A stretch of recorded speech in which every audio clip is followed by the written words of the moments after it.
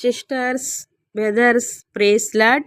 ఒక brother daily రోజు నేను వెళ్ళేటప్పుడు వచ్చేటప్పుడు డైలీ బండి ఆపి అలా చూడడమే. ఎందుకు? ఇది కరెక్టేనా బ్రదర్ మీకు? అసలు ఎందుకు అలా అలా చూస్తుంటే నాకు చీమలు జెరులు పాకినట్టుగా ఉంటుంది. ఎందుకు అలా అసలు? బ్రదర్, ఇది ఎంతకాలం ఇలాగా? బ్రదర్, నువ్వు ఏదైతే చూస్తూ ఉన్నావో అది నీ జీవితం మీద ఇంపాక్ట్ చూపిస్తూ ఉంది.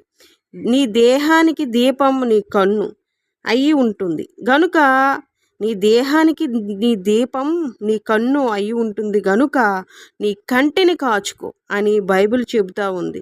కాబట్టి ప్రియమైన సహోదరుడా, నువ్వు చూసి దానిని ఒక్కసారి జ్ఞాపకం చేసుకో. నువ్వు ఎవరినైతే చూస్తూ ఉన్నావో, ఫాలో అవుతూ ఉన్నావో, అనుకుంటున్నావో, నువ్వు ఇలా అవుతూ భక్తిని విడిచిన వాడి మార్గం నాకు అసహ్యం అని బైబిల్ చెబుతుంది. వాడు భక్తిలో ఉన్నాడా? నమ్ము, ఫాలో అవ్వు. వాడి భక్తి ఎక్కడో దగ్గర నుండి డెవిట్ అయ్యి బ్రతుకుతూ ఉన్నాడా? ఒక్కసారి జ్ఞాపకం చేసుకో బైబిల్ ఏం చెబుతుంది అని. బ్రదర్, బైబిల్ ఏం చెబుతుంది అని ఒక్కసారి జ్ఞాపకం చేసుకో బ్రదర్. హల్లెలూయా. అయినా ఒక్క విషయం జాగ్రత్తగా విను బ్రదర్. ఒక్క విషయం చెప్తాను. దేవుడికి విరోధమైన పనులు చేస్తూ రహస్యంగా మీరు బ్రతుకుతున్నట్లయితే సమాజంలో విలువ ఉండదు. దేవుని దృష్టిలో నీకు విలువ అనేది ఉండదు. సో నీ దగ్గరికి వచ్చి ప్రైజ్ లార్డ్ అని మాట్లాడతారు.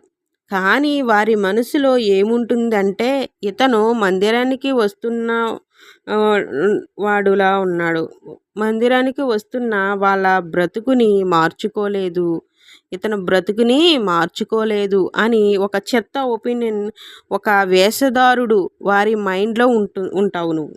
ఒక వేషధారుడుగా వారి మైండ్లో నువ్వు ఉంటావు. నీకు అందరూ పేరుకి సెకండ్ ఇస్తారు, పేరుకి నీతో మాట్లాడతారు, కానీ వారి హృదయంలో నువ్వు విలువలేని వ్యక్తిగా ఉంటావు. ఎందుకు? ఆ బ్రతుకు జీవిస్తున్నావు అన్న పేరు ఉంటుంది, కానీ మృతుడువుగా ఉంటావు. ఆ పాడైపోయిన జీవితాన్ని, దేవునికి విరోధమైన ఏదైతే నీలో ఉందో అది దొంగతనం అయి ఉండొచ్చు, నీ కంటి చూపు అయి ఉండొచ్చు, వ్యభిచారం అయి ఉండొచ్చు, అక్రమ సంబంధమైన కావచ్చు. ఏదైతే ఉందో దాన్ని నీ నుండి తొలగించుకో. అప్పుడు సమాజంలో విలువ పెరుగుతుంది.